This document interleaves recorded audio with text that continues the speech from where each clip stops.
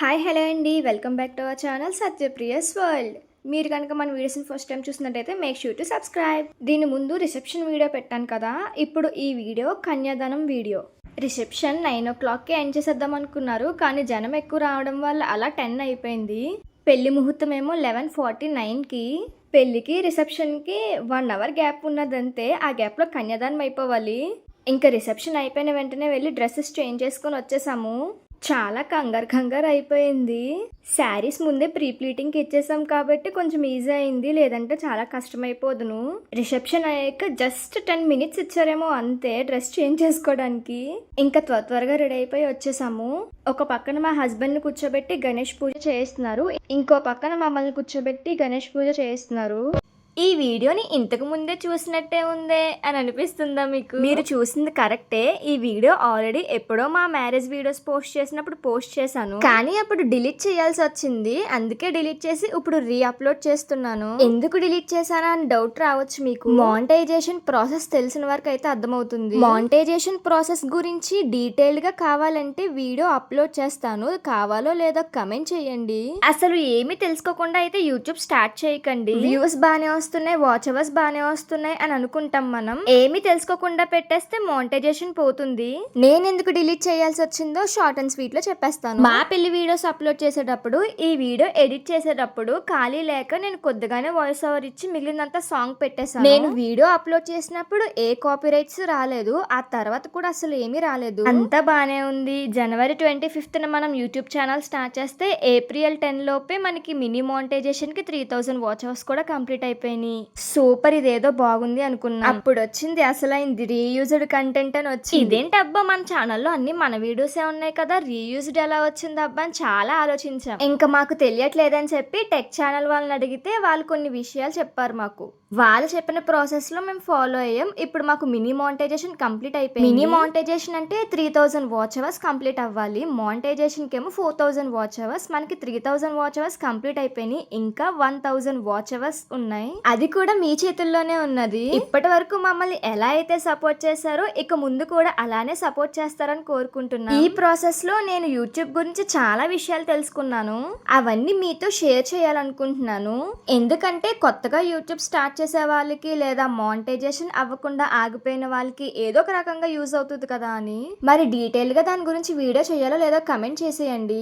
ఇక్కడ ఒక పక్కన మమ్మల్ని కూర్చోబెట్టి ఇంకో పక్కన అత్తయ్య వాళ్ళని కూర్చోబెట్టి స్టోరీ చెప్తారనమాట. కన్యాదానం అసలు ఎందుకు చేయాలి, కన్యాదానం చేయడం వల్ల ఏంటి అని. మా అమ్మ పక్కన పింక్ కలర్ బుట్ట కనిపిస్తుంది కదా, అందులో వడ్లు వేసి దానిపైన టవల్ వేసి కూర్చోబెట్టారు. ఆ బుట్ట కూడా మ్యాచింగ్ చేయించుకున్నాను. నా బ్లౌజ్ కలర్ పింక్, బుట్ట కూడా పింకే. నా ఎక్స్పీరియన్స్ని బట్టి కాబోయే పెళ్లి కూతుర్లకి యూస్ఫుల్ అయ్యే వీడియో అంటే బ్రైడల్ హ్యాక్స్ కానీ, పెళ్లి టైంలో బ్రైడ్స్ చేసే మిస్టేక్, అలానే అండర్ బడ్జెట్లో ఎలా ప్లాన్ చేసుకోవాలన్నది ఒక వీడియో చేద్దాం అనుకుంటున్నాను. మీకు కావాలో లేదో కమెంట్ చేయండి. మీకు కావాలంటేనే చేస్తాను, లేదంటే లేదు. ఇక్కడ అమ్మ డాడీ కన్యాదానం చేస్తున్నారు కాబట్టి వాళ్ళ పుట్టింటి తరపు వాళ్ళు బట్టలు పెట్టాలి, అందుకే మా చిన్న మావయ్య చిన్నత్త పెడుతున్నారు. అలా పెట్టేశాక మా అమ్మ వాళ్ళు వాళ్ళ అన్నయ్యలకి ఇస్తున్నారు, అంటే నాకు మేనమామలు. మా మామయ్యలకి కూడా వేరే కలర్ అనుకున్నాము, కానీ అనుకోకుండా పింకే సెట్ అయింది అందరికి, సేమ్ సైజు లేదు కాబట్టి. అలా కన్యాదానానికి మొత్తం పింక్ థీమ్ అయిపోయింది. ఇంకా మా మావేలు డ్రెస్సెస్ చేంజ్ చేసుకుని వచ్చేసారు. అప్పుడు ఇలా బొట్లో తీసుకుని వెళ్ళారు. నన్ను తీసుకువెళ్ళి అక్కడ కూర్చోబెట్టాక ఇక్కడ కన్యాదానం ప్రాసెస్ స్టార్ట్ అయింది. మన ఛానల్లో మా పెళ్లి వీడియోస్లో ఒక షార్ట్ 4 million వ్యూస్ వచ్చాయి. ఆ వీడియోకి రెస్పాన్స్ చాలా బాగా వచ్చింది. అన్ఫార్చునేట్లీ ఆ వీడియోని డిలీట్ చేయాల్సి వచ్చింది. 1 million వ్యూస్ రావాలంటేనే చాలా కష్టం, అలాంటిది 4 million వచ్చిన షార్ట్ ని డిలీట్ చేయాలంటే చాలా బాధేసింది. అని ఏం చేస్తాం, కొన్ని కావాలంటే కొన్ని వదులుకోవాలి కదా. చాలా మంది ఎప్పటి నుంచో వీడియోస్ చేస్తూ మానిటైజేషన్ అవ్వకుండా ఉన్న వాళ్ళు కూడా చాలా మంది ఉన్నారు. అదెందుకో ఫస్ట్ రీజన్ తెలుసుకుంటే మీ ఛానల్ ఈజీగా మానిటైజేషన్ అయిపోతుంది. సో ఎవరు నిరుత్సాహపడకండి, ఖచ్చితంగా మీ ఛానల్స్ కూడా మానిటైజేషన్ అవుతాయి. ఫస్ట్ ఇలా చేతికి కంకణం కట్టించారు. ఆ తర్వాత మామగారు అల్లుడి గారికి కాల్ కడుగుతున్నారు. అక్కడ పంతులు గారు చెప్పేది ఏంటంటే, అన్ని దానాల కన్నా కన్యాదానం అనేది చాలా గొప్పది. పెళ్లి కూతురు పెళ్లి కొడుకుని లక్ష్మీనారాయణులుగా భావించి నారాయణుడి చేతిలో లక్ష్మీదేవిని పెడుతున్నట్టు, సాక్షాత్తు లక్ష్మీదేవిగా భావించే కూతుర్ని దానం చేయడం వల్ల చాలా పుణ్యమంట.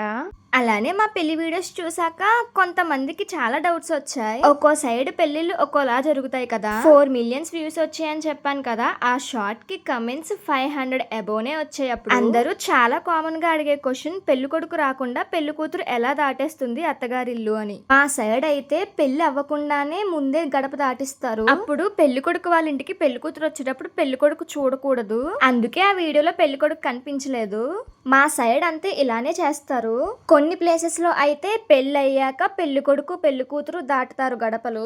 అలా ఒక్కొక్కరు ఆచారం ఒక్కొక్కరిది. మా సైడ్ అయితే ఆల్మోస్ట్ ఇలానే ఉంటుంది. ఐ హోప్ మీ అందరికీ డౌట్ క్లియర్ అయిందని అనుకుంటున్నాను. కన్యాదానం చేస్తే చాలా మంచిది తల్లిదండ్రులకి. కొంతమందికి పేరెంట్స్ లేకపోతే వాళ్ళ రిలేటివ్స్ లో ఎవరన్నా కూర్చోచ్చు తల్లిదండ్రుల కింద. ఇక్కడ మా డాడీ స్వీట్ తినిపిస్తున్నారు. పంతులు గారు మధ్య మధ్యలో జోక్స్ వేస్తున్నారు. ఇంకలా కన్యాదానం కూడా అయిపోయింది. కన్యాదానం అయ్యాక వేరే శారీ చేంజ్ చేసుకుని వద్దాం అనుకున్నాం, కానీ టైం లేదు. ఇంకా ఆ శారీతోనే పెట్టించేశారు జీలకర్ర బెల్లం. పెళ్లి ముహూర్తం టైం అంటే అందరూ తాళి కట్టేదనుకుంటారు, నేను అలాగే అనుకున్నా.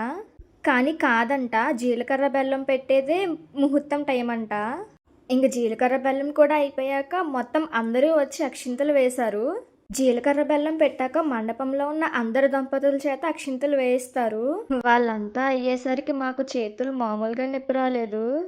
తల మీద జీలకర్ర బెల్లం పెట్టుకున్నప్పుడు ఒకరి కళ్ళల్లో ఒకరు చూసుకోవాలంట. ఫోటోగ్రాఫర్ స్టిల్స్ కోసం అడుగుతుంటే పంతులు గారు తిట్టేస్తున్నారు. ఇంకా అలా అందరూ వచ్చి అక్షింతలు వేసే వరకు అలానే ఉన్నాం. చాలా నొప్పులు వచ్చే చేతులు అయితే. కన్యాదానం వీడియో, దీని తర్వాత పెళ్లి వీడియో వస్తుంది. ఈ వీడియోలో చెప్పినట్టు బ్రైడల్ హ్యాక్స్ కావాలంటే కమెంట్ చేయండి. చెప్పాను కదా 1K సబ్స్క్రైబర్స్ ఫ్యామిలీ అయ్యాక పెళ్లి వీడియో పెడతానని. మనం చాలా దగ్గరలో ఉన్నాం 1K ఫ్యామిలీ అవ్వడానికి. ప్రతి వీడియోలో చెప్పినట్టే థ్యాంక్ యూ సో మచ్ అందరికీ మమ్మల్ని ఇంతలా ఆదరించినందుకు. Thanks for watching.